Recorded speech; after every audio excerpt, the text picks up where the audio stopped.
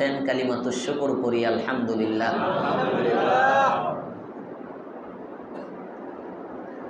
বান্দার পক্ষ থেকে কুরবানি যত বেশি হয়, আল্লাহ পাক রব্বুল আলামিনের পক্ষ থেকে জাযাও তত বেশি। সুবহানাল্লাহ। আমাদের পয়গম্বরের ত্যাগ বেশি, আমাদের পয়গম্বরের দামও বেশি। সবচেয়ে বেশি কুরবানি, সবচেয়ে বেশি পরীক্ষা আল্লাহ তাআলা আমাদের পয়গম্বর থেকে নিয়েছেন। সবচেয়ে বেশি ইমতিহান এর মুখোমুখি হয়েছেন আমাদের পয়গম্বর। দাম বেড়ে গেছে। বড় বড় জলিলুল কদর নবী বলতে যাদেরকে বোঝায় 1,24,000 কম বেশি পয়গম্বর। নিশ্চিতভাবে 1,24,000 বলা যায় না, আল্লাহ তাআলাই জানেন এই সংখ্যা। এজন্য নিশ্চিত 1,24,000ই বললাম। যদি 1-2 জন কম বেশি হয়, মুসলমানের আকীদা সমস্ত নবী রাসূলের উপর ঈমান আনতে হয়। এটা যদি একজন নবী রাসূলকেও অস্বীকার করে, তার ঈমান থাকবে না। আমাদের নবী শেষ নবী হিসাবে মানব, কিন্তু পূর্ববর্তী সমস্ত নবীদেরকে নবী হিসাবে মানতে হয়। এটাই ঈমানের জন্য। সূরা বাকারার শুরুতে আছে, ওয়াল্লাযীনা ইউমিনুনা বিমা উনজিলা ইলাইকা ওয়া মা উনজিলা মিন ক্বাবলিক। আপনার পূর্বে যা অবতীর্ণ হয়েছে তার উপরেও বিশ্বাস করে, এবং আপনার উপরে যা অবতীর্ণ হয়েছে তাকেও বিশ্বাস করে। এটা মুমিনের গুণ। এজন্য 1,24,000, বাকি 2 লাখ না। অনেকে কয় 2,24,000 নবী রাসূল, 2 লাখ পর্যন্ত যায় না। 1,24,000 2-3 জন এদিক সেদিক হইতে পারে।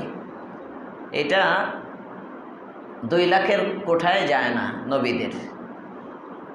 তো এই সমস্ত পয়গম্বরগণের মধ্যে বড় বড় নবী বললে আমরা বুঝি হযরত ইব্রাহিম আলাইহিস সালামকে, আমরা বুঝি হযরত মুসা আলাইহিস সালামকে, আমরা বুঝি হযরত ঈসা আলাইহিস সালামকে। আর সবচেয়ে বড় পয়গম্বর আমাদের পয়গম্বর মুহাম্মদুর রাসূলুল্লাহ সাল্লাল্লাহু আলাইহি ওয়াসাল্লাম। এই 3-4 জনের নাম আসে বড় বড় নবীদের মধ্যে। হযরত দাউদ আলাইহিস সালামের নাম আসে। এই যে ওনাদেরকে আমরা চিনি, নামগুলো জানি, এ সবার জীবনে পরীক্ষা ছিল অনেক বেশি। যাদের জীবনে ইমতিহান, কষ্ট বেশি, তারা চমকাইছেন বেশি, মর্যাদা তাদের বেড়ে গেছে। আল্লাহ পাক রব্বুল আলামিন আমাদেরকেও কুরবানি করার তৌফিক দান করেন, বলেন আমিন। কুরবানি এটা একটা আম শব্দ। গরু কাটা যেমন কুরবানি, বকরি জবাই করা যেমন কুরবানি, ওয়াক্তের কুরবানি, সময়ের কুরবানি, আরামের কুরবানি, এগুলোও কুরবানি। ক্লান্তির সময় বিশ্রাম না করে এই যে বসা, এখনের সময়টা স্বাভাবিকভাবে একটু ঘুম ঘুম ধরে, একটু গা এলাইয়ে দিতে পারলে ভালো লাগে। রোজা রেখে এই সময়টা একটু ক্লান্তি ক্লান্তি ভাব থাকে, এই সময়টা কুরবানি করে বসা, এটাও একটা কুরবানি। আল্লাহ এই জন্য আমাদের দাম বাড়াইয়া দেন, বলেন আমিন। আমরা রমজান উপলক্ষে ঘোষণা করেছিলাম যে আমরা রমজান মাসে একটি সূরার আলোচনা করব। সূরার নামটা নাকি? সূরাতুল কাসাস। মাশাআল্লাহ, মনে আছে সবার। কিসসাতুন এক বচন, বহু বচন হলো কাসাস। অনেকগুলো গল্পের সমাহার। তবে ঘটনা অনেক শোনাবে, গল্প অনেক শোনাবে আপনাদেরকে, কিন্তু মূলত যে ব্যক্তিকে কেন্দ্র করে গল্প, ব্যক্তি পুরা সূরার মধ্যে ধরতে গেলে একজনই। মাঝে মাঝে অনেকের আলোচনা আসবে, অনেকের নাম আসবে, কিন্তু মূল আলোচ্য বিষয়, যাকে নিয়ে মূল ঘটনা রব্বে কারীম এই সূরায় সাজাইছেন, তিনি হলেন হযরত মুসা কালিমুল্লাহ। সুবহানাল্লাহ। সূরার শুরুর অংশে প্রায় অর্ধেক নাগাদ মুসা আলাইহিস সালামের ঘটনা ফেরাউনের সাথে, আর সূরার শেষের দিকে মুসা আলাইহিস সালামের ঘটনা কারুনের সাথে। বিভিন্ন আঙ্গিকে সূরার মাঝামাঝি মুসা আলাইহিস সালামের ঘটনা পয়গম্বর শুআয়ব আলাইহিস সালামের সাথে। বিভিন্ন জায়গায় পার্থক্য হয়, কিন্তু মূল কেন্দ্র মূলত এই সূরার মধ্যে ঘটনা অনেকগুলোই। যেমন একই ব্যক্তির জীবনের বাঁকে বাঁকে অনেক গল্প থাকে। শৈশবের গল্প থাকে, কৈশোরের গল্প থাকে, যৌবনের গল্প থাকে, এমপি হওয়ার আগের একটা ধাপ থাকে, এমপি হওয়ার পরের একটা ধাপ থাকে, থাকে না? থাকে না? হযরত মুসা আলাইহিস সালামের জীবনটাকে আল্লাহ পাক রব্বুল আলামিন অনেকগুলো ঘটনা ওনার জীবনের সাথে সম্পৃক্ত, ওই ঘটনাগুলো দিয়ে এই সূরাটাকে রব্বে কারীম সাজিয়েছেন। সূরাটা মাক্কি সূরা, হিজরতের পরে অবতীর্ণ নাকি পূর্বে? সবাই বলেন পূর্বে। পূর্বে মাক্কি সূরা ওইটা যেটা হিজরতের আগে অবতীর্ণ হয়, পূর্বে অবতীর্ণ হয়। হিজরতের পূর্বে যে সূরাগুলো অবতীর্ণ হয়েছিল, এই সূরাগুলোর মধ্য থেকে সর্বশেষ মক্কায় মানে হিজরতের পূর্বে রাসূলের উপর যে সূরা অবতীর্ণ হয়েছে, তন্মধ্যে সর্বশেষ সূরা সূরাতুল কাসাস। সূরার আয়াত সংখ্যা ৮৮। মাশাআল্লাহ, মনে আছে অনেকের। ৮৮টি আয়াতের একটি সূরা, ৯টি রুকু এই সূরার মধ্যে, ৯টি রুকু। কোরআনে কারীমের মধ্যে যেমন আয়াত আছে, এমন কোরআনে কারীমের মধ্যে রুকু আছে। রুকু রুকু বলতে সহজে বোঝার জন্য মনে করেন একটা আলোচ্য বিষয়, একটা আলোচনার একটা পয়েন্ট এক জায়গা থেকে শুরু হলো, একটা পয়েন্টে গিয়ে থামলো, এরপরে আবার নতুন আঙ্গিকে ওখান থেকে শুরু হলো, আরেকটা পয়েন্টে গিয়ে থামলো। এই যে পয়েন্টে থামা, এটাই রুকু। সৌদি আরবের মধ্যে আরবে তারাবি পড়ে, যে ওনারা রুকু হিসাবে তারাবি পড়ে, অর্থাৎ এতটুক জিনিসও খেয়াল করে। মনে করেন আমাদের দেশে তো পৃষ্ঠা মিলায়া হুজুররা তারাবি পড়ে, পৃষ্ঠা শেষ করে রুকুতে যাবে, কিন্তু আরবে রুকুতে যায় রুকু শেষ করে। যেখানে কোরআনে কারীমের পাশে আইন চিহ্ন দেওয়া আছে, প্রত্যেকটা সূরার শুরুতে লেখা থাকে এই সূরার আয়াত সংখ্যা এত, রুকু এত। মানে এই সূরাটাকে যদি আমি যেখানে থামার স্টেশন, ওই স্টেশন অনুযায়ী থেমে থেমে পয়েন্টে যদি থেমে থেমে আমি পড়ি, তাহলে সূরাতুল কাসাসটা দ্বারা ৯ রাকাত নামাজ পড়া যাবে, ৯টা জায়গায় স্টেশন করা যাবে রুকু। আমি যখন তাইসির জামাতে পড়ি, কিতাব বিভাগের ফার্স্ট ক্লাস, তখন আমি তারাবি পড়েছিলাম এখানে আল মুনতাদা আল ইসলামী, ওই যে বাস্তোয়ারার পরে গাজীপুরা, বাস্তোয়ারার হোসেন মার্কেটের পরে ডান পাশে হলো এরশাদনগর বাস্তোয়ারা, এই বাম পাশে যে একটা পাম্প আছে, পেট্রোল পাম্প, এশিয়া নাকি যেন পাম্প লেখা, হ্যাঁ এশিয়া পাম্প বোধহয়। এই পাম্পটার সাথে যে গলিটা ঢুকছে, আউসপাড়া একটা এলাকা আছে ওখানে, আউসপাড়া। ওই আউসপাড়াতে সৌদি সংস্থার একটা মসজিদ আছে, আল মুনতাদা আল ইসলামী সংগঠনের বড় মসজিদ। ঢুকে সামনে গেলেই হাতের ডান পাশে যাওয়ার সময় ওই মসজিদে আমি তারাবি পড়াইছিলাম। তাইসির যখন পড়ি তখন আসছিলাম মূলত একটা প্রতিযোগিতা দিতে। পরে ওখানে সৌদির ২-৩ জন থাকে, ছোটো মোটো আমারে দেখছে, দেখে পছন্দ করে পরে বলতেছে তুমি তারাবি কই পড়াও। তো আমি তো ওই সময় ছোট, তারাবি টারাবি পড়াই না। আগের বছর পড়াইছি এক গার্মেন্টসে, কারণ মসজিদে পড়ানোর মতো দাড়ি দুড়ি নাই, মানুষে নেয় না, একটু বড় টড়ো হওয়া লাগে, তো উঁচা লম্বা। যেমন আমরা মোহাম্মদে তারাবি পড়াই, মাশাআল্লাহ, দাড়ি না থাকলেও আমার চেয়ে লম্বা। কালকে যখন আমার পাশে দাঁড়াইছে, আমি দেখি মাশাআল্লাহ আমার চেয়ে, আমি মুয়াজ্জিন সাহেবকে বলতেছি এত আমার চেয়ে লম্বা হয়ে গেছে, মাশাআল্লাহ। তো আমি তো আগেরতেই হ্যাংলা পাতলা ছোট মানুষ, সাইজেও ছোট, ওই সময় তো আরও ছোট, নেয় না কোথাও। তো আমারে বললো তারাবি পড়াইবা? ইমাম সাহেব জিজ্ঞেস করলো। আমি বললাম হুজুর আমারে নিবনি। শেখরা তো তোমারে পছন্দ করছে, যদি আলহামদুলিল্লাহ, এটা তো আমার জন্য কপাল। পরে বলতেছে এখানে তারাবি পড়াইলে আস্তে আস্তে পড়াইতে হবে, ১ নম্বর শর্ত। আমি সে পড়াইলাম। পরে ২ নম্বর রুকু মিলায়া পড়াইতে হবে, রুকু হিসাবে, পৃষ্ঠার সাথে অক্ফ না। তো রুকু এই যে যেমন এখানে আপনারা দেখেন, এই যে এই পৃষ্ঠায় যে এখানে আইনটা দেওয়া, এখানে রুকু, এরপরে আরও কয়েক আয়াত আছে, এই পৃষ্ঠায় আবার এই যে এখানে আইন দেওয়া, এখানে রুকু, এভাবে। তো তো এই রুকু রুকু মিলাইয়া পড়তে হবে। এটার জন্য একটু ভালো ইয়াদ লাগে, রুকুটা কোন জায়গায় টার্গেট করা, একটু ইয়াদটা। আমি বলছি ইনশাআল্লাহ পারবো, কোনো সমস্যা নেই। তো ওই বছর তারাবি পড়াইছিলাম জীবনের সবচেয়ে মজার তারাবি। হ্যাঁ, এত মজা আর কোনো বছর তারাবি পড়াই আমি পাইনি। তারাবি তো পড়াইছি মোটামুটি কয় বছর, লাগাতার 14 বছর। 14 বছর পর্যন্ত তো লাগাতার তারাবি পড়াইছি হাফেজ হওয়ার পর থেকেই। যে বছর হেফজ শেষ করছি ওই বছর থেকেই তারাবি পড়াই, 14 বছর পর্যন্ত লাগাতার। এরপরে আস্তে আস্তে এখানে পড়াই একটু বরকত, ওইনে পড়াই একটু, এখানে ছত্রভঙ্গ, যেহেতু শগল আশগাল বেশি। এই তারাবিটার মতো তারাবি জীবনে এখনো মনে পড়ে। আমার ইচ্ছা ইনশাআল্লাহ আস্তে আস্তে আমাদের বাইতুল আকসার তারাবি ওরকম তারাবি হবে ইনশাআল্লাহ। আপনারা প্রস্তুত তো ইনশাআল্লাহ? কই আমি কালকে পড়লাম, খুব কষ্ট হয় নাই তো? কষ্ট হয়। অন্যান্য মসজিদে এর আগে আমি খবর নিচ্ছি, ওই দিক দিয়ে শাহী মসজিদে তারাবি শেষ হয় কয়টা। এক মুসল্লিকে জিজ্ঞেস করলাম, ওখান থেকেও আমার এখানে তাফসিরে লোক আসে।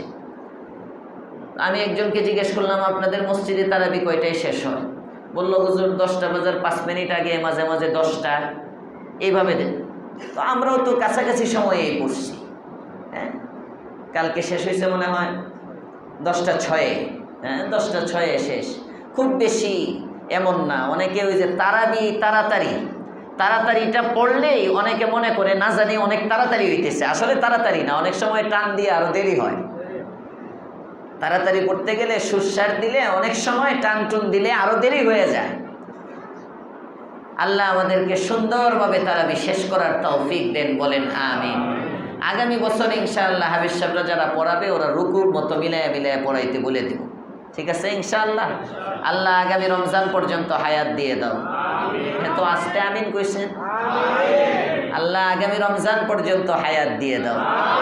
আগামী রমজানে রুকু রুকু মিলায়া এক খতম আমাদেরকে পড়ার শোনার তৌফিক দাও, বলেন আমিন। তো এই সূরার মধ্যে 9টা রুকু। কয়টা? 9টা রুকু। তার মানে 9টা পয়েন্টে এই সূরার মধ্যে আল্লাহ পাক রব্বুল আলামিন হযরত মুসা কালিমুল্লাহর ঘটনাটা আলোচনা করেছেন। সূরার শুরুর অংশে আল্লাহ তাআলা পয়গম্বর মুসা আলাইহিস সালামের জন্মের আগের এবং জন্মের পরের শৈশবের কিছু বিষয় আলোচনা করেছেন। একদম প্রথম রুকুতে আলোচনার শুরুতে আল্লাহ তাআলা সূরাটা তাসিম মিম, এর আগে বলা হয়েছিল সূরার অবতরণের প্রেক্ষাপট আমাদের নবী দু জাহানের সর্দার রহমাতুল্লিল আলামিন যখন হিজরত করতেছিলেন, জুহফা যার বর্তমান নাম রাবেগ, এই স্থানে যখন তাবু গেড়েছেন, নবী অস্থির অবস্থায় অশান্ত মন নিয়ে বারবার পিছনের দিকে তাকান আর বাইতুল্লাহর স্মৃতিগুলো মনে করেন। আর বুঝি বাইতুল্লাহ ফিরে আসতে পারবো না এমন কল্পনা করেন। আল্লাহ পাক রব্বুল আলামিন এই সূরা জিবরাইল আমিনকে দিয়ে পাঠায়া নবীকে শান্ত করলেন, যে শান্ত হতে বলো। মুসা আলাইহিস সালাম কিন্তু দেশ ছেড়েছিলেন। ফেরাউনের অত্যাচারে মুসা আলাইহিস সালাম দেশ ছাড়তে বাধ্য হয়েছিল। আবার আল্লাহ পাক রব্বুল আলামিন মুসাকে দেশে ফিরায় আনছেন। সুবহানাল্লাহ। আমার বন্ধুকে যায় বলে দাও, আবু জেহেলদের অত্যাচারে আমার বন্ধু দেশ ছাড়তে বাধ্য হয়েছে। ওই দিন বেশি দূরে নয়, আমার বন্ধুকেও আল্লাহ তাআলা আবার এই দেশে ফিরায় আনবেন। সুবহানাল্লাহ। নবী শান্ত হয়ে গেলেন। আল্লাহ পাক রব্বুল আলামিন সূরার আলোচনা শুরু করলেন। সূরার শুরুতে একটা কোড নাম্বার ব্যবহার করলেন, তাসিম মিম, অর্থাৎ বুঝাইলেন নবী আপনাকে যা শোনাচ্ছি এটা আমার পক্ষ থেকে অবতীর্ণ কালাম, এটা কোনো মানব রচিত কালাম নয়। তিলকা আয়াতুল কিতাবিল মুবিন, এগুলো হলো সুস্পষ্ট কিতাবের আয়াত। কোরআনে কারীমের কিছু গুণ আছে, কোরআনে কারীমের কিছু গুণ আছে। তন্মধ্য থেকে একটা গুণ হলো মুবিন, স্পষ্টকারী। আল বাইন, কোরআন কি কি স্পষ্ট করে, কোন জিনিসকে স্পষ্ট করে, হক কোনটা বাতিল কোনটা, এটা কোরআনের দ্বারা স্পষ্ট হয়। সুবহানাল্লাহ। কোনটা হক কোনটা বাতিল। তিলকা আয়াতুল কিতাবিল মুবিন, সুস্পষ্ট বর্ণনাকারী কোরআনে কারীমের আয়াত। নাতলু আলাইকা মিন নাবাই মূসা, আমি আপনাকে শোনাচ্ছি মূসার ঘটনা। ওয়া ফিরআউনা বিল হাক্কি, এবং ফিরআউনের ঘটনা যথার্থভাবে। লিকাউমি ইউমিনুন, যেহেতু এর মধ্যে রয়েছে মুমিন সম্প্রদায়ের জন্য উপদেশ। ঘটনা শুরু করতেছেন। কোরআনে কারীমের তর্জ হলো কোরআনের মধ্যে যতটুকু না হলেই না অতটুকু আলোচনা হয়, আগাগোড়া পুরাটা না। যেমন একটা গল্প শুনতে গেলে যেমন মূসা আলাইহিস সালামের পরিচিতি দরকার। 3 দিন হয়ে গেল মূসা আলাইহিস সালামের নাম নাই। মূসা আলাইহিস সালামের আব্বার নাম নাই, মূসা আলাইহিস সালামের মায়ের নাম নাই। আল্লাহ পাক রব্বুল আলামিন এগুলো জানানি নাই। মূসার বাবাকে, মূসার মাকে মুফাসসিরিনে কেরাম এগুলো আলোচনা করেন। মূসা আলাইহিস সালামের আব্বার নাম ছিল ইমরান, মূসা আলাইহিস সালামের মায়ের নাম ছিল ইউকানাজ। এগুলো তাফসিরের কিতাবে আছে, অনেক কিছুই বাড়তি, সবগুলো বলা হচ্ছে না। আল্লাহ পাক রব্বুল আলামিনও এগুলো বলেন নাই, কারণ কোরআনে কারীমের মধ্যে প্রতিটা ঘটনার ওই অংশই আলোচনা হয় যেখানে শিক্ষা আছে। সুবহানাল্লাহ বলবেন না? গোটা কোরআন ইবরত, গোটা কোরআন শিক্ষা, শিক্ষার বাহিরে কোনো কিছু নাই, ইবরতের বাহিরে কোনো কিছু নাই। কোরআনে কারীমের মূসা আলাইহিস সালামের ঘটনাটা আল্লাহ তাআলা এখানে শুরু করলেন, ইন্না ফিরআউনা আলা ফিল আরজ, যে দেখো জমিনের মধ্যে ফেরাউন দাম্ভিক হয়ে গেল, অহংকারী হয়ে গেল। ফেরাউন ফেরাউনের নাম না, ফেরাউন ফেরাউনের নাম না, এটা একটা উপাধি। উপাধি উপাধি যেমন রাস্তা দিয়ে হেঁটে গেলে খতিব সাহেব যেতেছে, খতিব সাহেব, খতিব সাহেব কি আমার নাম? এটা একটা পদবী। ইমাম সাহেব যাইতেছে, ইমাম সাহেব নাম না, ইমাম পদবী। মুয়াজ্জিন সাহেব যাইতেছে, মুয়াজ্জিন নাম না, মুয়াজ্জিন পদবী, পদবী। তারেক রহমান সাহেব প্রধানমন্ত্রী হওয়ার পরে, এই যে প্রধানমন্ত্রী তারেক রহমান, এখনো আমার মুখে বাজে, আমার কাছে প্রধানমন্ত্রী শব্দটা বেরি বেরি লাগে। মানে জন্মের পরের থেকে, বুঝার পরের থেকে তো মহিলাদের নামের সাথে এটা ব্যবহার করছি। শুনছি প্রধানমন্ত্রী বেগম খালেদা জিয়া, প্রধানমন্ত্রী শেখ হাসিনা, প্রধানমন্ত্রী বেটির সাথে শুনতে শুনতে শুনতে শুনতে এখন মানে যে প্রধানমন্ত্রী তারেক রহমান, মানে কেমন যেন বেখাপ্পা বেখাপ্পা লাগে আমার কাছে। হ্যাঁ, এটা একটা পদবী, এটা বেটার সাথেও যেতে পারে, বেটির সাথেও যেতে পারে, মহিলার সাথেও আসতে পারে, পুরুষের সাথেও আসতে পারে। এটা যেমন একটা পদবী। কাইসার নাম না, এটা একটা পদবী। কিসরা নাম না, এটা পদবী। রোমের বাদশাহ, পারস্যের বাদশাহ যারা হতো তাদের উপাধি থাকতো কাইসার, কিসরা। ঠিক তদ্রুপ ফেরাউন এটা নাম না, ফেরাউন এটা একটা পদবী। ওই জামানায় মিশরের বাদশাহ যারাই হতো তাদেরকেই বলা হতো ফেরাউন, তাদেরকেই বলা হতো কি? ফেরাউন। এটা মিশরের বাদশার পদবী ছিল, মিশরের বাদশাহ হলেই ফেরাউন বলা হতো। এমনিভাবে আজিজ, এটাও পদবী, আজিজ পদবী হিসাবে ব্যবহার করা হতো। তো মিশরের ক্ষমতাধর ফেরাউন, ফেরাউনের নাম কি আল্লাহ তাআলা কোরআনে জানান নেই। সব জায়গায় ফেরাউনকে ফেরাউন বলছে। এই ফেরাউন দ্বারা কোন ফেরাউন উদ্দেশ্য? ফেরাউন মূসা আলাইহিস সালামের ফেরাউন, এটা সবাই জানে, কিন্তু ফেরাউনের নামটা কোথাও কোরআনে কারীমের মধ্যে আল্লাহ তাআলা উল্লেখ করার প্রয়োজন মনে করেন নাই। কারণ ফেরাউনের নাম জানার আমার কোনো দরকার নাই, আমাদের কাম দরকার।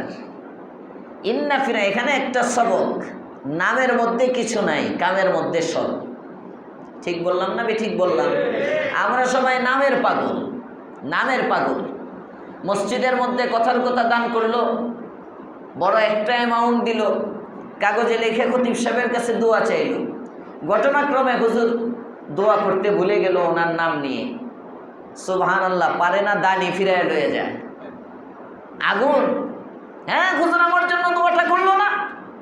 এই মসজিদে নাই আলহামদুলিল্লাহ, কিন্তু এমন কিছু কারগুজারি আমাদের কাছে আসে, জায়গায় জায়গায় থাকে। নাম, তুমি যদি আল্লাহর জন্যই দান করে থাকো, তোমার দানটা যদি লিল্লাহ হয়, একমাত্র আল্লাহর সন্তুষ্টির জন্যই হয়, তো নাম না বললে সমস্যা কি? নাম নিয়ে দোয়া না করলে সমস্যা কি? অনেক হুজুর অমুকের নামটা নিল, আমার নামটা নিল না, এতেই তো বোঝা যায় তুমি নামের জন্য দিচ্ছ। ইবাদত শেষ। হাদিসে পাকে আছে, আল্লাহর পয়গম্বর বলেন, ময়দানে মাহশর যখন কায়েম হবে, 3 শ্রেণীর মানুষের দ্বারা আল্লাহ তাআলা জাহান্নামকে উদ্বোধন করবেন। তন্মধ্য থেকে আলেম, বড় আলেম, তাকে জিজ্ঞেস করবে, কিরে তুমি কি করেছ? কয়, আল্লাহ আপনি আমাকে ইলমের দৌলত দিচ্ছেন, মানুষকে ওয়াজ করে বুঝাইছি, কত বেনামাজি নামাজি বানাইছি, কত মানুষকে দাঁড়িয়ে রাখাইছি, কত কিছু করলাম, কিতাব লিখলাম, মাদ্রাসা করলাম, মসজিদ করলাম, ওয়াজ করলাম, কত কি, সব তো আল্লাহ আপনার জন্য। কয় উহু, করছো সব ঠিক আছে, বাকি সব এই জন্য করেছো তুমি, মানুষ যেন তোমাকে বড় আলেম বলে, মানুষ যেন তোমাকে বড় বক্তা বলে, মানুষ যেন তোমাকে বড় মুফাসসির বলে। মানুষ তো দুনিয়াতে তোমাকে বলতোই, ইজ্জত সম্মান তো দুনিয়াতে পেয়েছই, আমার কাছে কিচ্ছু নাই, যাও জাহান্নামে যাও। নাউজুবিল্লাহ, আল আয়াজু বিল্লাহ, আল্লাহ আমাদেরকে হেফাজত করে। ডাক দিবে আরেক শ্রেণী, কি করছো? আল্লাহ যুদ্ধের ময়দানে শহীদ হয়ে গেছি আপনার জন্য। কয় না না না, জান দিছ ঠিক আছে, কিন্তু দিছ এই জন্য মানুষ যেন তোমাকে জুলাই যোদ্ধা বলে, ও সরি মানে বীর বাহাদুর বলে, পাহলোয়ান বলে, বুক চেতায়া সামনে দাঁড়ায় গেছে, দেখো কি সাহসী, আমার জন্য করো নাই, লিল্লাহ ফিল্লাহ না, লোক দেখানো। দাঁড়ায় গেলাম, দেখলেন না এক আবু সাইদ প্রথম দাঁড়াইছে, এখন আবু সাইদের অভাব নাই। ওই বেটা তো দাঁড়াইছে আগ্রহে, প্রথমটা যেটা ওইটা আগ্রহে, তার দিলের খবর। কিন্তু এখন যে কতটি খানো এমন হাত দিলেই বুঝো, মানে হাত দিয়েই দেখায় দেখায়, এটা দেখাই না, এর লেগে পুলিশে ফিটায়, এটিতে ফিটানি দরকার কিছু। আল্লাহ হেদায়েত দান করুক, বলেন আমিন। একেবারে শেষ, আরো শেষ হইব কিয়ামতের আগে না, শেষ হইতে হইতে হইতে হইতে দেখবেন কিচ্ছু নাই, শেষ এভাবেই হবে। আস্তে আস্তে সমস্ত নীতি নৈতিকতা উঠে যাবে, সমস্ত, হ্যাঁ একেবারে দেশে কোরআনের খেলাফত কায়েম হবে। ঈসা আলাইহিস সালাম, এই জওয়ান মানুষ যাকে জুলাই যোদ্ধা নাকি? হ্যাঁ আচ্ছা, জওয়ান মানুষ উঠে গেলে তো সমস্যা, কারণ কিছু পয়েন্ট আছে, সব সময় উঠতে হয় না, মাঝে মাঝে উঠে গেলে বোঝা যায় হ্যাঁ বোধ জুলাই যোদ্ধা কিনা। বাহার হাল, এই যে পড়ালেখা দেখেন না, স্কুলগুলো বন্ধ করে দিচ্ছে রমজানের সম্মানে, সুরতটা বড় সুন্দর। হ্যাঁ রাগ করেন নাই তো, আমি আর কি করি আপনাদের সাথে? হ্যাঁ বসেন না, আমি মজা করে এই কইছি আপনাদের। হ্যাঁ কিছু মজা টজা না করলে তো ঘুমায় যাইব অন্তু। এই যে স্কুল বন্ধ 1 মাসের জন্য, কি করবে বাচ্চাগুলো? বাচ্চারা যদি পড়তে যাইত, মানে বাহ্যিকভাবে তো বন্ধ মনে হইতেছে রমজানের সম্মান, এদিকে রোজা রাখবো। যে সমস্ত গোলাপান ভার্সিটি বন্ধ করে দেখ, কথার কথা, রমজানের সম্মান কি ভার্সিটি বন্ধ হয়েছে? হ্যাঁ ভার্সিটি হয় না এখনো বন্ধ, ভার্সিটি বন্ধ না, যেটি বুড়া বুড়া যেটিরে বন্ধ করা দরকার, যেগুলো এসে তাফসিরে বসবে, ইবাদত করবে, কিংবা বাবার সাথে ব্যবসার কাজে শরীক হইতে পারবে, সংসারের কাজে হেল্প করতে পারবে, বয়স্ক ইচ্ছা করলে, নৈতিকতা থাকলে ওগুলো খোলা। আন্ডা বাচ্চা যেটি মোবাইলে গেমস খেলা ছাড়া খাওয়ান খায় না, এগুলোরে খাওয়াইতে হয় গেমস দেখায়া। 5 বছর 6 বছর 7 বছর 8 বছর 10 বছর এমনি মোবাইল। স্কুলের সময়টা কিছু সময় মোবাইল থেকে নিরাপদ থাকতো, এখন তো এই সময়টাই মোবাইল চালাইব, কোনো পড়ালেখা নাই। এই 1 মাসে দেখেন যার যার ঘরে বাচ্চা আছে, এরা কতটা এই 1 মাসে মোবাইল প্রেমী হয় রমজানের পরে আমার কাছে রিপোর্ট দিয়ে। মোবাইল ছাড়া কিচ্ছু বুঝবে না, থামাইতেই পারবেন না বাচ্চা। মোবাইল মোবাইল বা দিবে। এই 1 মাসে আগে তো বই পড়তো, হয়তো কোচিং করতো, করতো, রমজানের সম্মানে পড়ালেখা সব বন্ধ, বাস চালাও মোবাইল। হ্যাঁ, মানে বাচ্চাদের জীবন নষ্ট করা। এই 1 মাসের ধাক্কা ছুটাইতে আগামী 1 বছর লাগবে। এই মোবাইলের নেশা একবার যদি কারো হয়ে যায়, এইটা ছাড়ানো মুশকিল। মদের নেশা ছাড়ানো যায়, মোবাইলের নেশা ছাড়ানো যায় না। এই সমাজের শত শত না হাজার হাজার যুবক বাচ্চা এখন পড়ালেখার থেকে ঝরে পড়তেছে একমাত্র মোবাইলের কারণে, একমাত্র মোবাইলের কারণে। এটা মাদ্রাসার ছাত্র ঝরে পড়তেছে। এই যে মাদ্রাসাগুলোতে ছুটি দেয়, সিলেবাস এরকম, রমজান মাসে মাদ্রাসায় কোনো ক্লাস নাই, অনেক বাচ্চা নষ্ট হয়ে যায়। অনেক বাচ্চা প্রথম মাদ্রাসা ছুটির পরে বাড়িতে এসে কিছু আমল করে, 1-2 সপ্তাহ নামাজ পড়ে, এরপরে নামাজও ছাড়ে, সব করে, কয়েকদিন পরে টুপি খুললে এলাকায় ঘুরে বিভিন্ন। তো মাদ্রাসার ছাত্র যদি এইভাবে নষ্ট হয়, স্কুলেরটা কেমন হবে চিন্তা করেন। আল্লাহ আমাদেরকে বাচ্চাদের জীবনের কদর করার তৌফিক দেন, বলেন আমিন। এই জন্য এখানে যাদের ছোট ছোট বাচ্চা আসছে, ওদেরকে স্কুল তো বন্ধ, স্কুলে তো পাঠাইতে পারবেন না, এদেরকে পড়ার একটা রুটিন করে দেন ঘরের মধ্যে। প্রয়োজনে এই যে আমাদের মসজিদে জোহরের নামাজের পরে আপনার কোরআন শিক্ষা হয়, রমজানে জোহরের পরে কোরআনের শিক্ষা উপরে চলতেছে, মুয়াজ্জিন সাহেব পড়াইতেছে, বাচ্চাদেরকে ওখানে পাঠিয়ে দেন। হ্যাঁ, এবং বাসায় তার মাকে বলেন যে কি পড়াইলো এটা একটু নিয়ে বসার জন্য, কিংবা আপনি একটু তদারকি করেন, মোবাইল হাতের থেকে নামায়া বই হাতে দেন, এতে করে আপনার বাচ্চা ভালো থাকবে। আল্লাহ তাআলা কবুল করেন, বলেন আমিন। তো নাম দরকার না, কাম দরকার। কয় বীর বাহাদুর, তোমাকে মানুষ যোদ্ধা বলুক, বীর মুক্তিযোদ্ধা বলুক, বীর বিক্রম বলুক, এজন্য তুমি যুদ্ধ করেছ, দুনিয়াতে বীর বিক্রমের লকব পাইছো, খেতাব পাইছো, বীর মুক্তিযোদ্ধা বলছে তোমাকে, ভাতা পাইছো, সব পাইছো, এখন আমার কাছে কিচ্ছু নাই, যাও তুমি জাহান্নামী, শহীদ জাহান্নামে যাবে। বিরাট বড় এক ব্যক্তিকে আনবে, কয় কি করছো? কয় আল্লাহ একা 10তলা মসজিদ বানাই দিছি, 1 টাকা মানুষকে লাগাইতে দেই নাই, 1 টাকা মানুষে লাগায় নাই, একা মসজিদ বানাইছি। কয় তাই নাকি? হ্যাঁ। 2000 ছাত্রের খানার ইন্তজাম করেছি একা আমার দেওয়া সম্পত্তি থেকে। এ আল্লাহ, কোনোদিন কারো সহযোগিতা নেই নাই। কেন করছো? আল্লাহ তোমার জন্য। কয় না, মুখে বললে তো হবে না, দিল দেখে আমি আল্লাহ, আমার তোমার দিলের মধ্যে আছে, তোমার দিলের মধ্যে ছিল, এত সুন্দর মসজিদ বানাইলে মানুষ বলবে মসজিদটা কে বানাইলো রে, মসজিদটা বানাইলো কে? আমাদের গ্রামে একটা মসজিদ হইতেছে, আমরা গ্রামে একেবারে অনেক পুরাতন মসজিদ, ওই মসজিদটা টিনের। তো সবাই গ্রামবাসী মিলে এরা উদ্যোগ নিয়ে আরও 4-5 বছর আগে, আমাদের গ্রামটা কৃষি নির্ভর গ্রাম, বেশি বিদেশি পাটিমুটি নাই, ইয়া নাই, আর ওলামায়ে কেরাম আলেম ওলামারা তো গরিবই হয়। আমার গ্রামে ঘরে ঘরে মৌলবি, এদের তো টাকা পয়সা কম, বিদেশ বোদেশ যায় কম, চাকরি বাকরি কম। তো গ্রামের মানুষ সবাই মিলে কৃষক যে যেমন যার যার সামর্থ্য অনুযায়ী মসজিদ ভাঙিয়া ভুঙ্গিয়া পিলার টিলার করে নিচের থেকে ফাউন্ডেশন দিয়ে, 3তলা ফাউন্ডেশন দিয়ে সবাই মিলে ছাদ পর্যন্ত, লিন্টার পর্যন্ত উঠায়, এখন আর ছাদ দিতে পারে না। ওইটা তো ভাঙ্গা করা যায়, ছাদ তো আর ভাঙ্গা করা যায় না, একসাথে লাগবে রড, একসাথে সব মিলে ধরছে আব্বুরে। গ্রামের থেকে প্রতিনিধি দল পাঠাইছে বাসায়, মেম্বার সাহেব আরও কয়েকজন আইসা, এরা গেল আব্বুর সাথে কথাবার্তা বলতেছে। আব্বু আমারেও ফোন দিছে, তোর কাকারা আসছে, দাদারা আসছে, আয়। আমি গেলাম, গিয়ে বাসায় আম্মুকে বলছে রান্না বান্না করতে, গ্রামের মেহমান।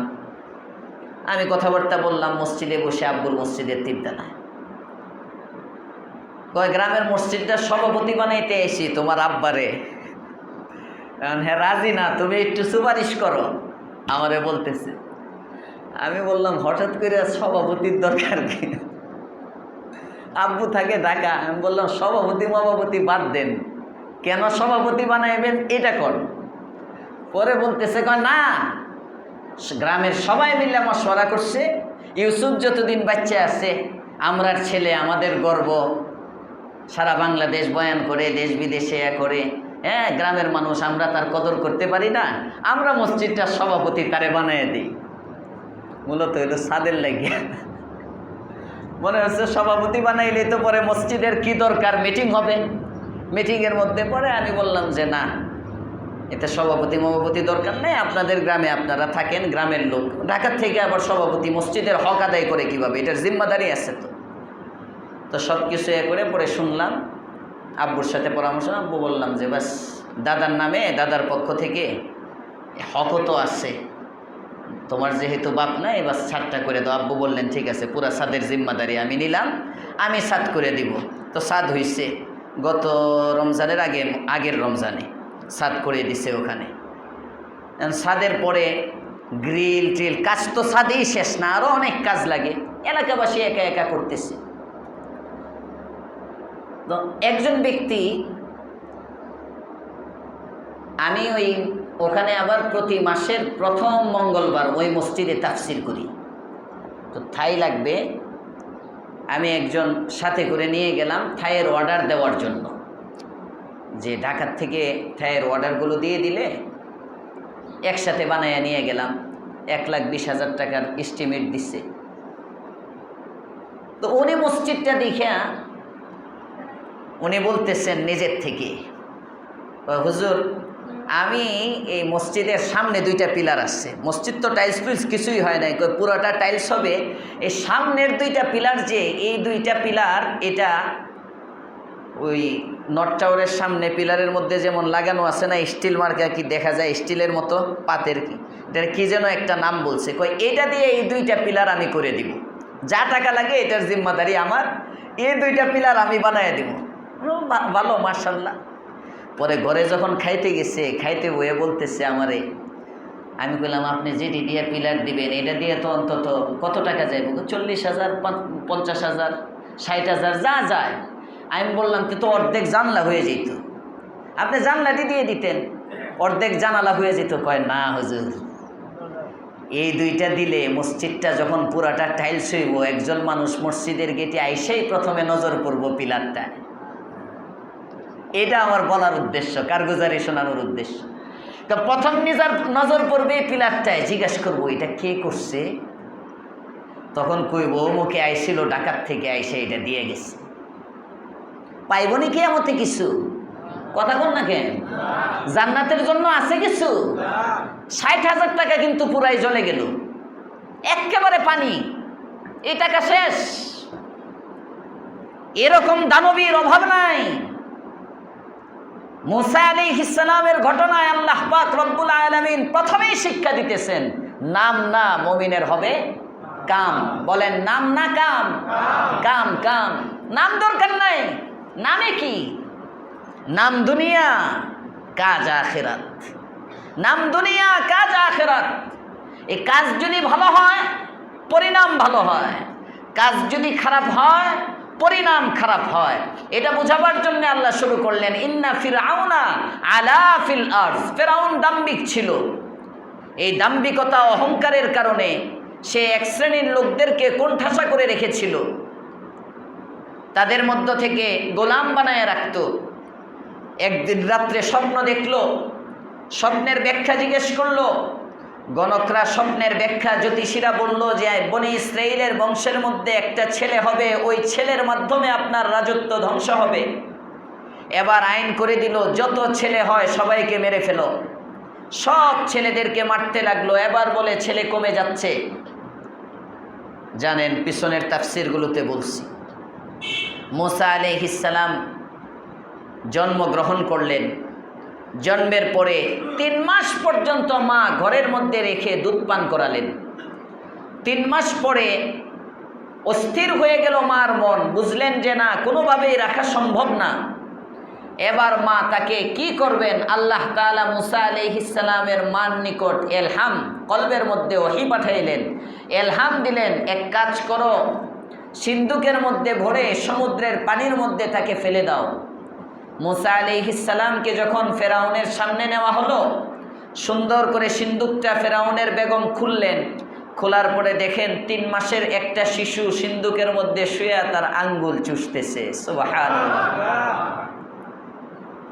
দুধের শিশু, মুফাসসিরিনে কেরাম লেখেন মুসা আলাইহিস সালাম যখন আঙ্গুল চুষতেছিলেন, জিবরাইল আমিনের মাধ্যমে আল্লাহ পাক রব্বুল আলামিন এই আঙ্গুল থেকে মধু বের করতেছিলেন। আস্তে আস্তে মধুর মতো মিষ্টি একটু একটু মধু হযরতে মুসা আলাইহিস সালামের ভিতরে যাইতেছে। এটা চুষতেছেন।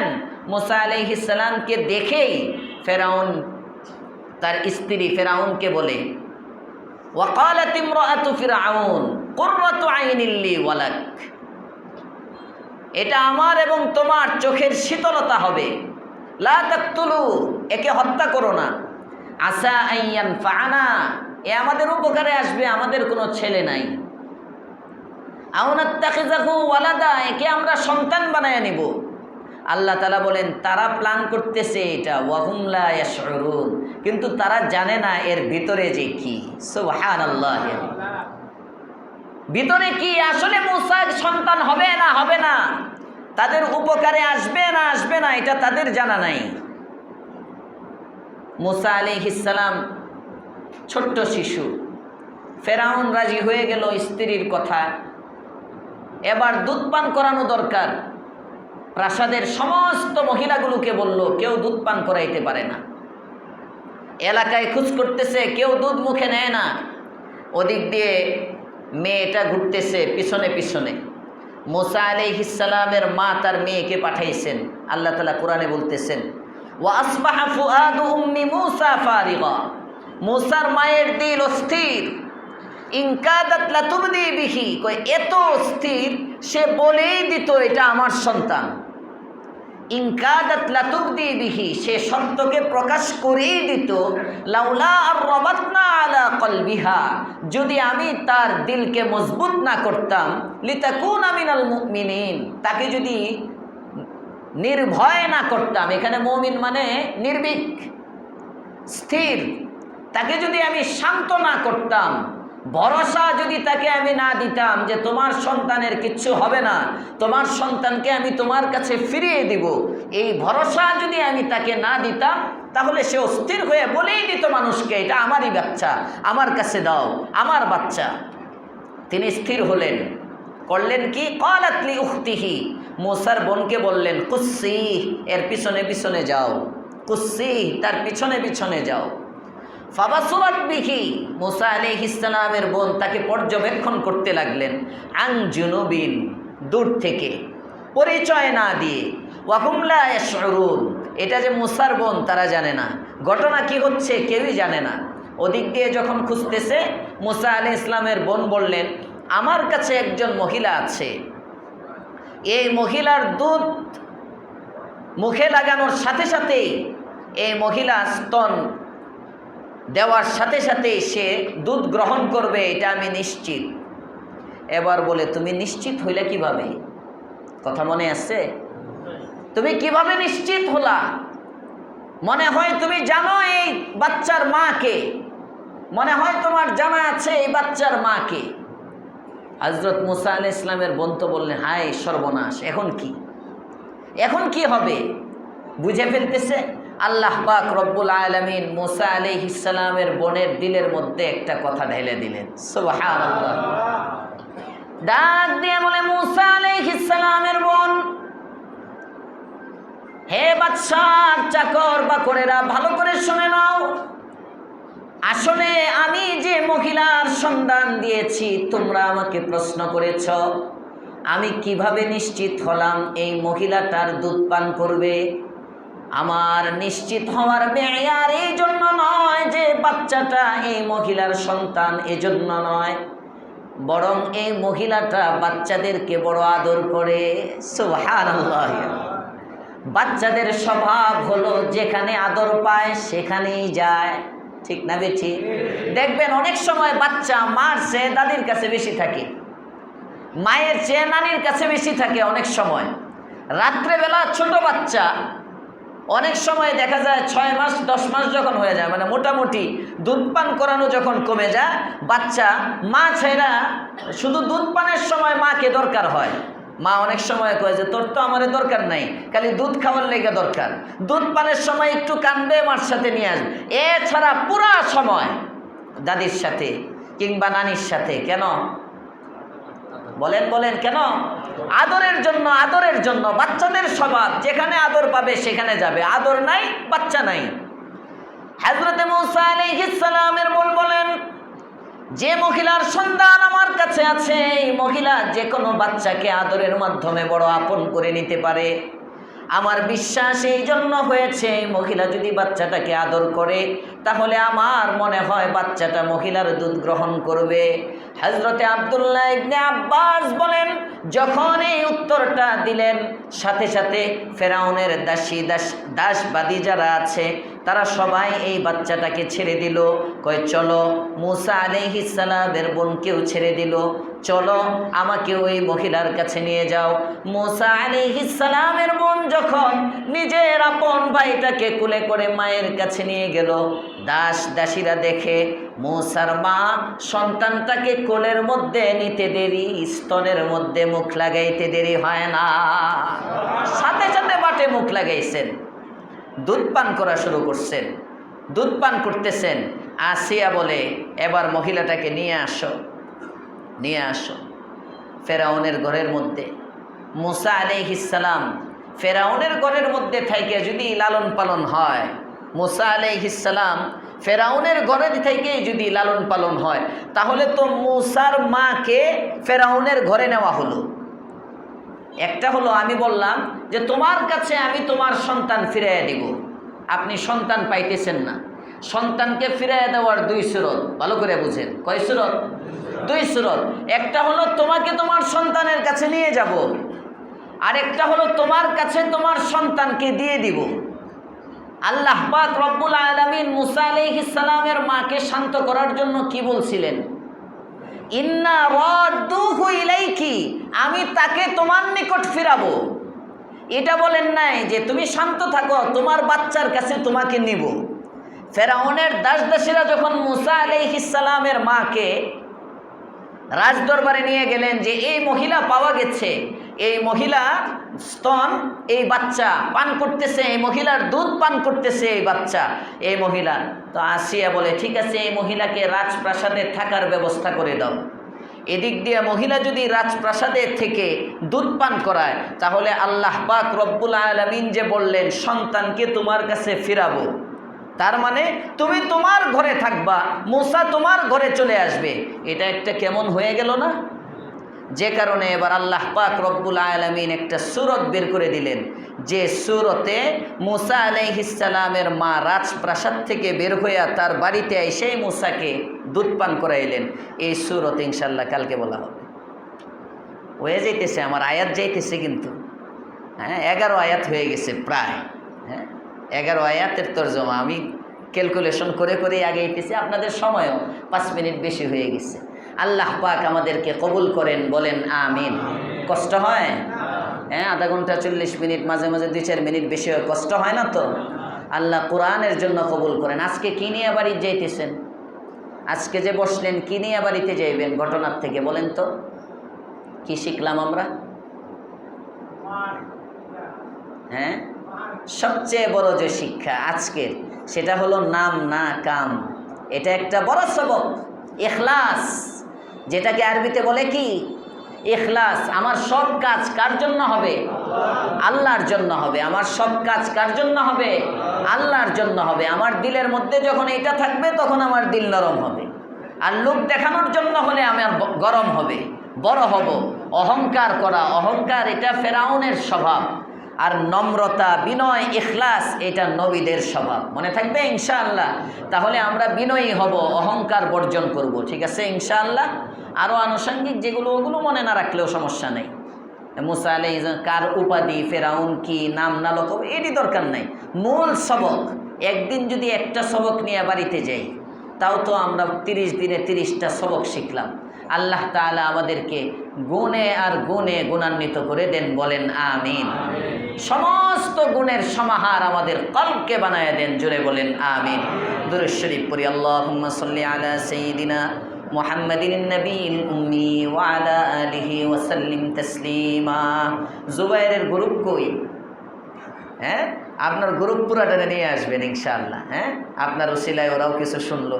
জুবাইর তো বড় গ্রুপ আছে একটা, হ্যাঁ, জমিদারের নাতি না, তো ওই হিসাবে গ্রুপ পুরাটা নিয়ে আসবেন, নাকি কালকে আপনারাও পাবো না? হ্যাঁ ঠিক আছে। আর এবারে এতেকাফে বসতে হইব, ঠিক আছে ইনশাল্লাহ। ভার্সিটি আছে, শেষ দশে থাকবে না? থাকবে? থাকবে না। সাজিদ এসে পড়বো সেক্টর থেকে এতেকাফে, প্রতিযোগিতা ইবাদতের। কালকে তারাবি হয়েছে কোথায়? হ্যাঁ উপরে, সাজিদ নিচতলায় বসছে, আজকে নিচতলায়, ঠিক আছে ইনশাল্লাহ। 9 নম্বর থেকে অনেক ভাইয়ে ভাইয়ে প্রতিযোগিতা, দিনের প্রতিযোগিতা করুক, দিনের প্রতিযোগিতা। ওর খালাতো ভাই 9 নম্বর থেকে কালকে এসে নিচতলায় বসছে, আজকেও আসবে, আজকেও আসবে। তো আপনি ওর আগের কাতারে থাকবেন। প্রতিযোগিতা ইবাদতের, মুআজ মুআউযের মতো। আল্লাহ তাআলা আমাদেরকে, গতকালকে আমি দেখছি যে মুরব্বী, ওনারে দেখি সামনের কাতারে, মাশাআল্লাহ। জওয়ানরা পিছনে থাকে। ইবাদতের প্রতিযোগিতা করা চাই, কে কার আগে আসবো।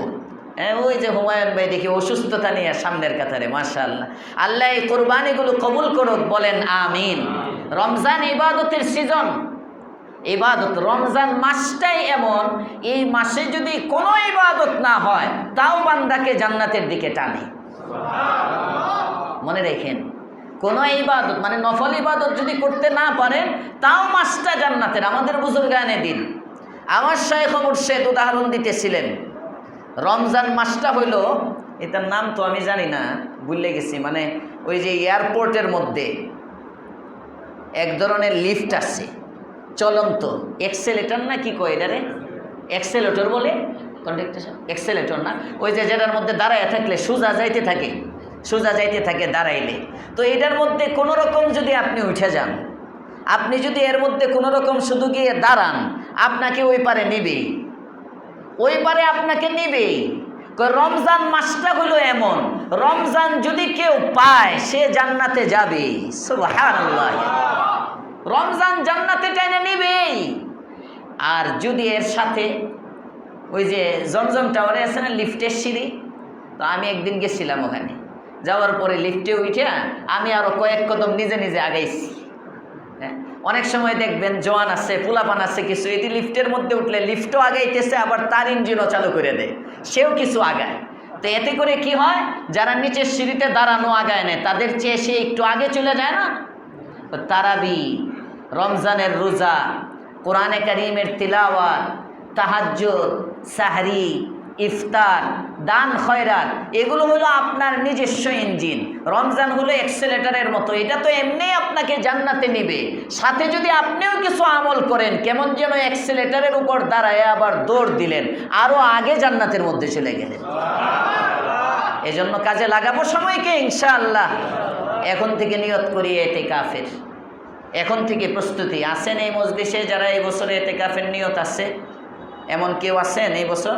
মাশাআল্লাহ, আব্দুল মালিক সাহেব ইতিকাফ করবে একজন, মাহমুদ একজন, 2 জন, এরপরে নাজমুল হক 3 জন, নুরুল আমিন ইতিকাফ করবেন মাশাআল্লাহ 4 জন, এরপরে আলী সাহেব, হ্যাঁ 5 জন, মাশাআল্লাহ।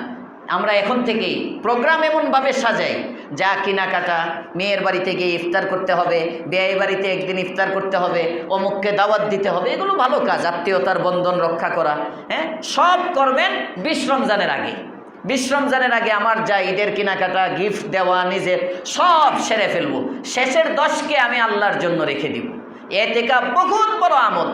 আল্লাহ রসুল সাল্লাল্লাহু আলাইহি ওয়াসাল্লাম কোনো রমজানে ইতিকাফ ছাড়েন নাই, কোনো রমজানে ইতিকাফ ছাড়েন নাই। হাত্তাকে যে রমজানে রাসূলের ইন্তেকাল, ওই রমজানে আল্লাহর পয়গম্বর 20 দিন ইতিকাফ করছেন।